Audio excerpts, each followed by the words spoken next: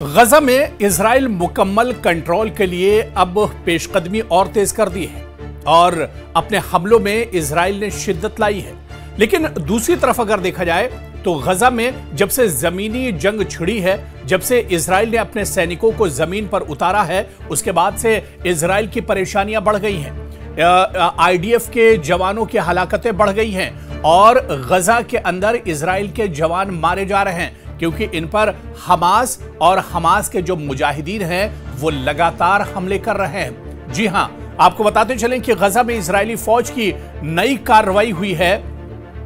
और इस कार्रवाई में हमले और ज्यादा तेज इजराइल की तरफ से कर दिए गए हैं। और इस बीच आपको बताते चलें कि इजराइल का एक बड़ा अफसर मार गिराया गया है और इसके गहरे असरात एक तरह से हो सकते हैं। दरअसल गजा पट्टी में नया फौजी ऑपरेशन इजराइल ने शुरू किया है। यहां पर मुकम्मल गजा पर कंट्रोल हासिल करने के लिए यह ऑपरेशन चलाया गया है। आपको बताते चलें कि इसी महीने यानी सितंबर के वस्त में इजरायली फौज यानी आईडीएफ ने गजा सिटी के खिलाफ एक नया जमीनी और फजाई ऑपरेशन शुरू किया है। यह ऑपरेशन हमास के बाकी बच जाने वाले जंगजू और ग्रोहों को खत्म करने के मकसद से शुरू किया गया है। खास तौर पर इन इलाकों में जहां आईडीएफ के मुताबिक हमास दोबारा मुनज्जम होने की कोशिश कर रहा है, जहां हमास के लड़ाके अभी भी डटे हुए हैं, जहां पर इजराइल के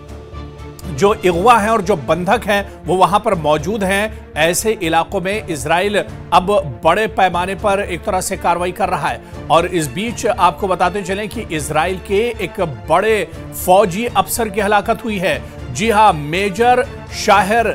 नताइन बोज उगलू की मौत हुई है, जो मेजर कर्नल बताया जाता है इजराइल की फौज का। और इस ऑपरेशन के दौरान आपको बताते चलें कि 22 सितंबर को एक अहम हमला हुआ है और यह हमला हमास की तरफ से किया गया है। दरअसल जब से जमीनी लड़ाई शुरू हुई है, गौरिला जंग जब से शुरू हुई है, हमास ने इजराइल के पसीने छुड़ा दिए हैं। मेजर शाहिर नतानेल 27 साल इजरायली फौजी अफसर है और 7वें आर्म्ड ब्रिगेड की 77वीं बटालियन के कंपनी कमांडर भी है, जिसे गजा सिटी में एक झड़प के दौरान शदीद जख्मी किया गया था। और उसके बाद जब इसे इलाज के लिए अस्पताल में लाया गया तो डॉक्टरों ने इसे मुर्दा करार दे दिया, यानी इसकी मौत हो गई, इसकी हलाकत हो गई। और दूसरी तरफ आप देखिए कि इब्तिदाई तफ्तीश के मुताबिक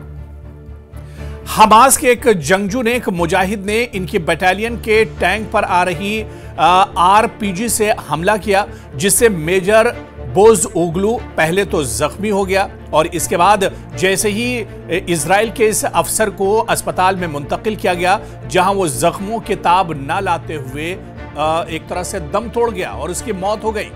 आपको बताते चलें कि गजा सिटी के खिलाफ नए हमले में ये इजरायली बड़ा अफसर है जो हलाक हुआ है। इससे पहले तो कई हलाकतें होती रही हैं। इजराइल और आईडीएफ के कई जवान एक तरह से हलाक होते रहे हैं, उनकी मौत होती रही है गजा के अंदर, जिस पर हमास ने हमला किया है। 2 दिन पहले ही हमास ने एक बड़ा हमला किया था जिसमें कई इजराइल के फौजी हलाक और जख्मी हुए थे। लेकिन ये बड़ा अफसर है और ये पहला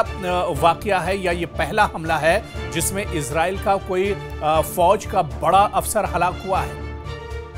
और इस हलाकत से आपको बता दें कि इजराइल को, बेन्यामिन नेतन्याहू को और आईडीएफ को बड़ी चोट पहुंची है, बड़ा झटका एक तरह से पहुंचा है, क्योंकि लगातार इजराइल जिस तरह से जमीन पर पेशकदमी कर रहा है, जिस तरह से लगातार इजराइल ने हमले तेज कर दिए हैं, अब ऐसे में इसका खमियाजा कहीं ना कहीं इजराइल को भी भुगतना पड़ रहा है। अब इजराइल ने अपने फौजियों को जमीन पर उतारा है और जमीन पर गौरिला लड़ाई करना, वो भी हमास के मुजाहिदीन के सामने, क्योंकि जो गजा पट्टी का और पूरे गजा का जो महल वक़ू है वो दरअसल बहुत एक तरह से गुंजान है, बहुत मुश्किल है और गजा में ज़मीन के ऊपर उतर कर लड़ना बहुत ज़्यादा मुश्किल है। और यही दुश्वारी दरअसल इजराइल के फौजियों के सामने भी आ रही है। आपको बताते चलें कि इजराइल के फौजी लगातार पेशकदमी कर रहे हैं, लगातार पेट्रोलिंग कर रहे हैं, लगातार पूरे इलाके में अब इनका सर्च ऑपरेशन चल रहा है।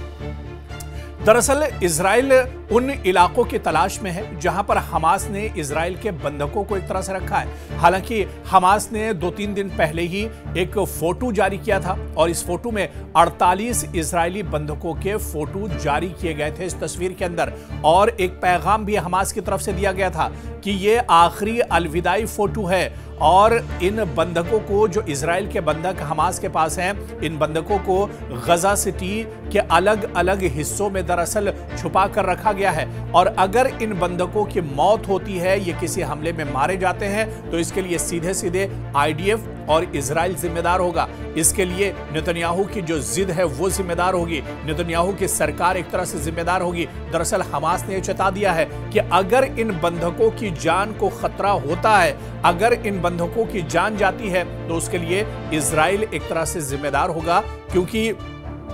इजराइल से बार बार इजराइल के अंदर के जो लोग हैं, जो एहतजाजी हैं, वो भी यही अपील कर रहे हैं कि जंग बंद होनी चाहिए, क्योंकि जंग अगर ये बढ़ेगी, अगर गजा पर हमले और तेज होंगे, तो जो इजराइल के बंधक हैं, अभी भी जिनकी तादाद 40 से ज्यादा बताई जाती है, हालांकि ये नहीं पता है कि इनमें कितने जिंदा हैं कितने मुर्दा हैं, लेकिन जो जिंदा बंधक हैं उनकी जान पर एक तरह से खतरा बना हुआ है और हमले अगर ये तेज होंगे तो फिर ये बच नहीं पाएंगे। और इसी वजह से लगातार जब से जमीनी पेशकदमी शुरू हुई है, ऐसे में इजराइल उन इलाकों की खोज में लगा हुआ है। इजरायली फौज उन इलाकों का पता लगाने के लिए सरगर्म है जहां पर ये इजराइल के हमास दरअसल इजराइल के जो बंधक हैं वो हमास के पास रखे गए हैं, लेकिन इसका सुराग आज तक इजराइल नहीं लगा पाया। देखिए, ये बहुत इंपॉर्टेंट हो जाता है क्योंकि इजराइल को दुनिया की बहुत बड़ी फौजी ताकत माना जाता है। लेटेस्ट हथियार इजराइल के पास हैं। ड्रोन से एक दूसरे मुल्क में बैठे हुए शख्स पर हमला इजराइल कर सकता है और अब इजराइल से ही वो कतर पर हमला कर सकता है, ईरान पर हमला कर सकता है। लेकिन हमास की टेक्नोलॉजी के सामने, हमास की रणनीति के सामने इजराइल बौना नजर आ रहा है, क्योंकि पिछले 2 साल में इजराइल अपने बंधकों को पता नहीं लगा सका है। जब बीच में जंगबंदी हुई तब इजराइल के जो कैदी थे, जो बंधक थे, वो मुआहिदे के तहत छोड़े गए थे, लेकिन पूरी कोशिश इजराइल ने कर ली है, लेकिन इजराइल के बंधकों का कोई पता नहीं चल पाया है। और इसी वजह से जमीनी जब पेशकदमी हो रही है तो इसमें इजराइल को भी काफी जानी नुकसान उठाना पड़ रहा है। और जिस तरह से हालिया दिनों इजराइल का एक बड़ा अफसर हमास के हमले में मारा गया है, दरअसल यह हमला हमास ने उस वक्त किया जब एक पेट्रोलिंग की जा रही थी और इजराइल के और आईडीएफ के कुछ जवान पेट्रोलिंग पर निकले हुए थे, इलाके में सर्च ऑपरेशन चलाया जा रहा था। उसी वक्त अल-क़साम ब्रिगेड और हमास के कुछ जो मुजाहिदीन हैं वो घात लगाकर बैठे हुए थे और गौरीला लड़ाई में दरअसल हमास बहुत मजबूत माना जाता है और जैसे ही ये लोग उस इलाके से गुजरते हैं, इन पर बड़ा हमला कर दिया जाता है और इस हमले में कई इजरायली और आईडीएफ के जो जवान हैं, जो फौजी हैं, वो जख्मी हुए हैं। लेकिन सबसे बड़ा नुकसान इजराइल को यह हुआ है कि इजराइल का एक बड़ा अफसर इस हमले में मार गिराया गया है और यह बिन्यामिन नेतन्याहू के लिए बहुत बड़ा एक तरह से झटका माना जा रहा है। बिन्यामिन नेतन्याहू के लिए अब मुश्किलें एक तरह से गजा में काफी ज्यादा बढ़ी हुई हैं। ऐसे में आने वाले दिनों में क्या कुछ रणनीति इजराइल की गजा में होगी और क्या हथियार छोड़ेगा इजराइल और जंगबंदी की तरफ बढ़ेगा, क्योंकि लगातार अब गजा के अंदर इजराइल का जानी नुकसान बढ़ता जा रहा है।